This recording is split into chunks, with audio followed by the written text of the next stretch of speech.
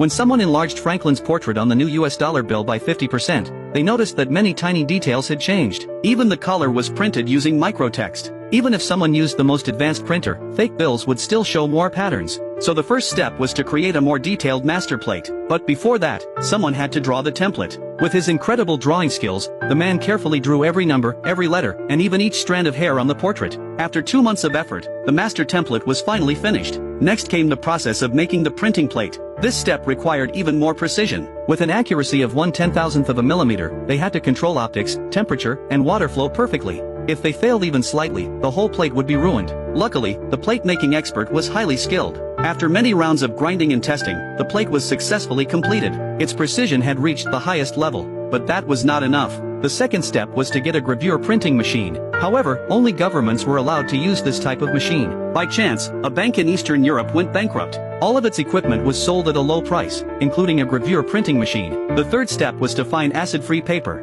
But acid-free paper was strictly controlled by the government. Fortunately, the leftover materials from the annual money printing process were all sent to the Communications Bureau to print phone books. So they disguised themselves as a charity and claimed they needed to print comic books for children. They gained the Bureau's trust and successfully purchased 500 tons of acid-free paper. The fourth step was the watermark. Watermarks were made during the paper-making process, which was impossible for them to replicate directly. But they found inspiration in traditional Chinese ink paintings. Based on the thickness of rice paper, a painting could be separated into 3 layers. So they planned to create a fake watermark and sandwich it between 2 sheets of paper, then press the 3 layers into one. This method could recreate the appearance of a real watermark. Now, everything was ready, except for the color-shifting ink. This ink was the core of making money, but it was so rare that it could not be bought. So the artist went to Canada and planned a robbery. He blocked the road using a farm machine and confronted the guards. Gunshots rang out in the distance, and the tires began to deflate. The guards were taken down one by one. Under heavy fire, the artist and his team quickly took control.